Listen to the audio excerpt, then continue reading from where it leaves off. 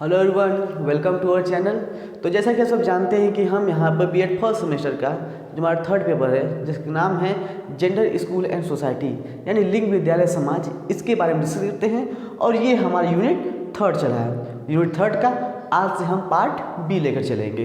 ठीक है, part A में हमने को एजुकेशन के बारे में जाना था और भारतीय समाज में किस प्रकार से लड़की को देखा जाता है और किस प्रकार से उनको कठिनाई का सामना करना पड़ता है, इन सभी के बारे में बहुत ही अच्छी तरीके से डिस्कस किया था।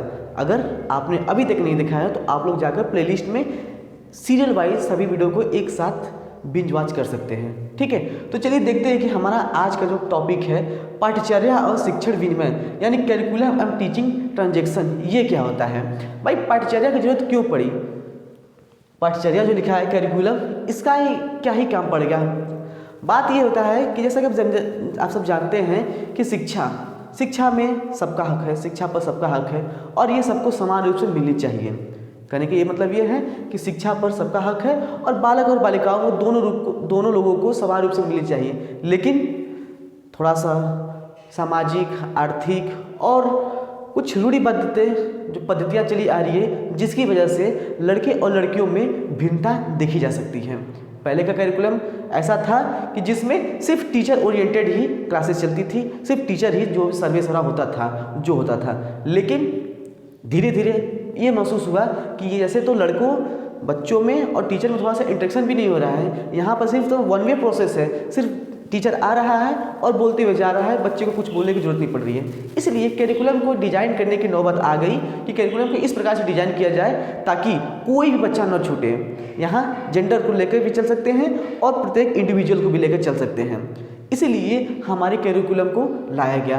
करिकुलम को बहुत ही अच्छी तरीके से सिस्टमेटिक में से और बहुत ही सोच विचार कर बनाया जाता है। ठीक है, तो बात यहाँ आती है हमारे सब्जेक्ट में जो हमारा जेंडर स्कूल सोसाइटी है, इसमें करिकुलम को किस प्रकार से परिभाषित करते हैं, इसको देखते हैं। ये जो बहुत ही पुराना, और आप अगर पिछले वीडियो में पढ़ते होंगे तो सब जान भी चुके होंगे कि करिकुलम का अर्थ ये होता है कि दौड़ का मैदान। लैटिन भाषा में उसका अर्थ है दौड़ का मैदान, यानी कि जिसमें छात्र जो होता है वो अपने लक्ष्यों को प्राप्ति करने के लिए उस एक दौड़ के मैदान दौड़ता रहता है। इसे रेस कोर्स बोलते हैं। वो अपने छात्र जो होता है वो अपने लक्ष्य की प्राप्ति के लिए इस दौड़ के मैदान में दौड़ता रहता है। ये एक नॉर्मल सी इसका अर्थ होता है हमारे करिकुलम का। यहाँ पर मैंने फिर भी लिख दिया है ताकि आपको किसी भी प्रकार के कठिनाई का सामना न करना पड़े। होता यह है कि मैंने अपनी खुद की पिछली वाली वीडियो देखा था पिछले साल की, जिसमें मैंने अपना वो एक्सेल रिसर्च पढ़ाया था। उसमें लोगों ने कमेंट करके लिखा होगा कि सर जो आप एग्जाम्पल बता रहे हैं क्या वो पेपर में लिखने पर नंबर मिल जाएगा। मतलब इस स्तर पर आकर हम लोग अगर ऐसा पूछ रहे हैं तो कहीं ना कहीं उनके दिमाग में कुछ शंका है या फिर उस स्तर पर उनका जो माइंड है डेवलप नहीं हुआ है। बात ये होती है कि मेरा एग्जाम्पल समझाने का मतलब ये होता है कि ताकि आप रियल लाइफ से रिलेट कर आप अच्छे से अपने से उसको बनाकर लिख सकते हैं। इसलिए मैं देता हूँ, कोशिश करता हूँ कि जो रियल लाइफ बेस्ड एग्जाम्पल हो बस वही देने की कोशिश करता हूँ। ठीक है, तो चलिए बात करते हैं। हमारा जो टॉपिक है कि आंग्ल भाषा में पाठ्यचर्या को करिकुलम कहा जाता है, जिसका लैटिन भाषा में अर्थ है दौड़ का मैदान, यानी दौड़ से तात्पर्य है छात्रों की क्रियाएं और सक्रियाओं से मतलब है। कहने का मतलब ये होता है कि अगर आप सिलेबस, एक होता है करिकुलम। अगर आप करिकुलम के बारे में बोल रहे हैं तो ये ओवरऑल लेकर चलता है, और अगर आप सिलेबस के बारे में बोल रहे हैं तो ये किसी इंडिविजुअल पार्ट के लिए बोला जा रहा है। जैसे कि आप क्या बोलेंगे, अगर सिलेबस बोल रहे हैं तो इसका आप बोले क्या सिलेबस कंप्लीट कराना है, तो लोग पूछेंगे कौन सा सिलेबस? भाई first semester, second semester, third semester, यानी देखिए आ रहा है ना फर्स्ट सेमेस्टर, सेकंड सेमेस्टर। अगर पूछेगा कोई बोलेगा भाई मुझे बीएड करना है तो इसका करिकुलम क्या है, यानी इसकी पाठ्यचर्या क्या है, यानी तब इसमें बोला कि नहीं भाई ये 4 भागों में बांटा गया है, जिसमें फर्स्ट सेमेस्टर, सेकंड सेमेस्टर है। इसमें आपको प्रैक्टिकल देना पड़ेगा, आपको माइक्रो टीचिंग कराया जाएगा, मेगा टीचिंग कराया जाएगा, आपका एनसीसी वाला, स्काउट गाइड वाला होता है। यानी ये सब क्या है, जितने भी क्रियाएँ होती हैं सभी करिकुलम यानी पाठ्यचर्या में समाहित होती हैं। उम्मीद है कि अब आपको ये बात समझ में आई होगी।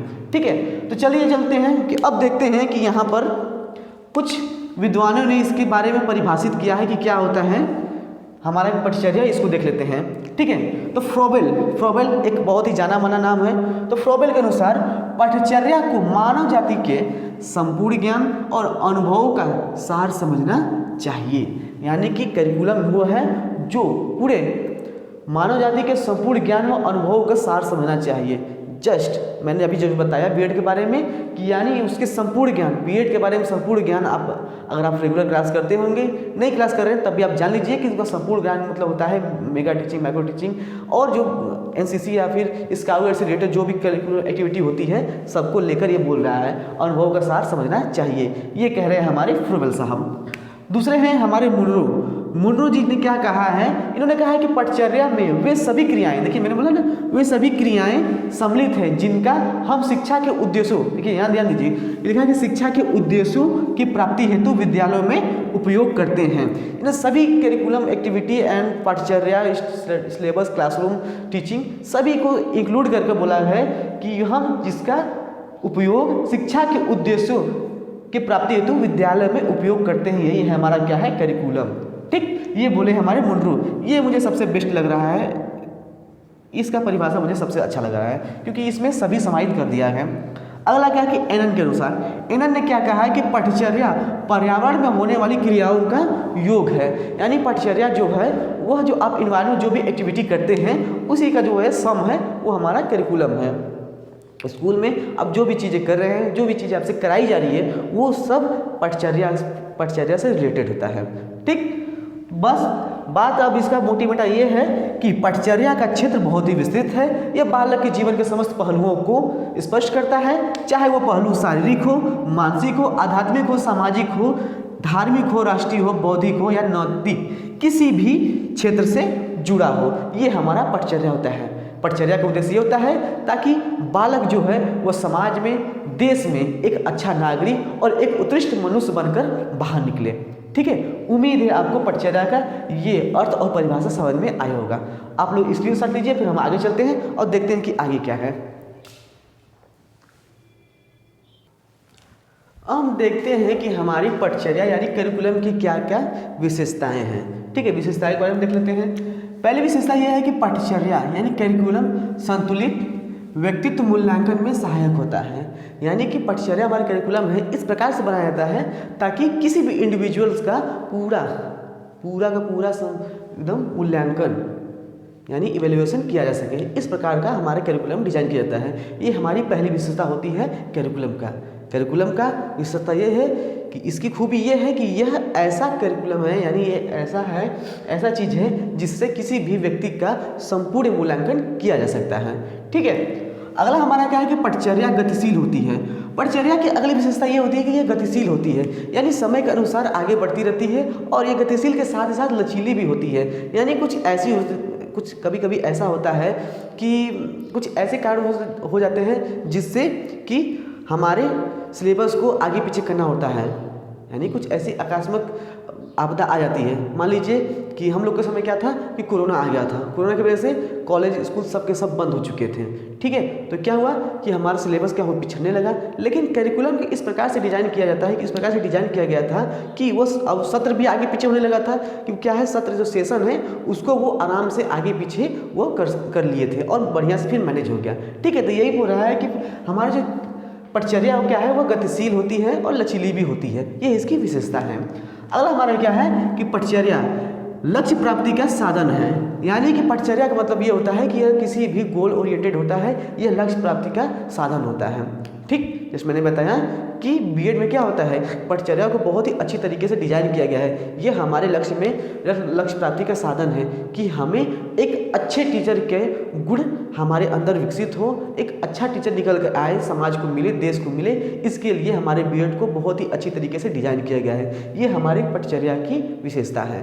ठीक है, अगला क्या है कि समाज की आवश्यकताओं को पूरा करना। ठीक है, करिकुलम का एक अगली विशेषता यह है कि समाज की आवश्यकताओं को पूरा करता है। कहने का मतलब यह है कि समाज को क्या ज़रूरत है, समाज को किस प्रकार के टीचर, किस प्रकार के व्यक्तित्व की ज़रूरत है, इसको करिकुलम बहुत ही, यानी करिकुलम बनाने वाले और करिकुलम बहुत अच्छी तरीके से समझता है। इसलिए क्या है कि यह समाज की आवश्यकताओं का पूरक है। ये समाज में किन किन लोगों को ज़रूरत है। पहले क्या था कि वही तानाशाही डिक्टेटरशिप वाला चलता था, लेकिन बाद में समझ में आया कि नहीं, बच्चे इससे बहुत ज़्यादा डर रहे हैं और आने वाली पीढ़ियां भी उसी तरीके से चल रही है जिसमें कोई भी मतलब अच्छे इंटरेक्शन नहीं हो पा रहा है, अच्छी लर्निंग नहीं है। अधिगम जो है हो तो रहा है लेकिन वो उस तरीके से नहीं हो जैसा होना चाहिए।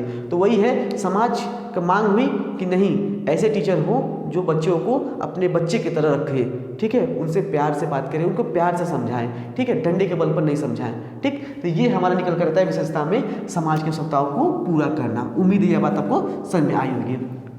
अब हमारे सिलेबस में आगे दिया गया है एक और है यहाँ पर उसी में कि लैंगिक भेदभाव के लिए संवेदित क्षेत्र यानी vulnerable areas for gender discrimination. भाई जेंडर डिस्क्रिमिनेशन यानी लैंगिक भेदभाव पक्षपात के लिए कौन कौन से एरिया हैं इसको बताया है, कौन कौन से वल्नरेबल एरिया यानी संवेदित कहाँ कौन से क्षेत्र हैं, ठीक है, इसके बारे में देखते हैं। लिखा है कि छिपी पटचर्या यानी कि हिडन करिकुलम। हिडन करिकुलम का मतलब ये होता है कि एक होता है हिड करिकुलम, जैसे अभी हम लोग पढ़ा, करिकुलम क्या होता है, बहुत अच्छी तरीके से सिस्टमेटिक वैसे डिजाइन किया जाता है। ये तो हो गया करिकुलम के बारे में। लेकिन हिडन करिकुलम क्या होता है, यानी छिपी पटचर्या क्या होती है। छिपी पटचर्या से तात्पर्य वो चीज़ें होती हैं जो हमें लिख कर नहीं बताई जाती है, ये हम अपने से ऑब्जर्व करते हैं। कहने का मतलब ये है कि दूसरे से कैसे बात करना चाहिए, ठीक है, ये लड़की है लड़का है, लड़कियों से कैसे बात करना चाहिए, लड़कों से कैसे बात करना चाहिए, और सम्मान कैसे करना चाहिए, दूसरे बड़ों को सम्मान करना चाहिए, कैसे बड़ों से बोलना चाहिए, ये सब चीज़ें क्या है वो छिपी पटचर्या यानी हिडन करिकुलम के अंतर्गत आती हैं, ठीक है। लेकिन इसमें लैंगिक भेदभाव किस प्रकार से हो रहा है, होता ये है कि हमारे समाज और जो इन्वायरमेंट है इसके हिसाब से जो छिपी हुई जो हिडन करिकुलम है इसमें भी लैंगिक भेदभाव को बहुत अच्छी तरीके से देख सकते हैं। आप ही हैं, हम खुद हैं, हम लोगों को ऐसा माहौल मिला है जिसमें चाहते हुए कोई हमको बताता नहीं है कि लड़की है या लड़का है, इसको ये काम करना चाहिए, उसको वो काम करना चाहिए। हम मतलब इस माहौल में ढल चुके हैं, ये हमारा हिडन करिकुलम है, इस माहौल में ढल चुके हैं कि लड़कियों को बोला जाता है अरे तुम लड़कियों ने रहने दो, तुम ये काम मत को मैं कर लूँगा। यानी कि मैनशिप दिखाने के लिए जो हम बातें करते हैं ये हमारे क्या है कि हिडन करिकुलम है। और भी चीज़ें हैं जिसमें हम हिडन करिकुलम में इंक्लूड कर सकते हैं। अब इसको हटाने के लिए, इसको कम करने के लिए एज ए टीचर आपको, एज ए पेरेंट्स, आगे जाकर पेरेंट्स बनेंगे तो एज ए पेरेंट्स आपको भी ये करना चाहिए कि आप अपने बच्चे को ऐसी चीज़ें बताएं जो कि लैंगिक यानी जेंडर डिस्क्रिमिनेशन को जेंडर को बढ़ावा न देता हो, ठीक।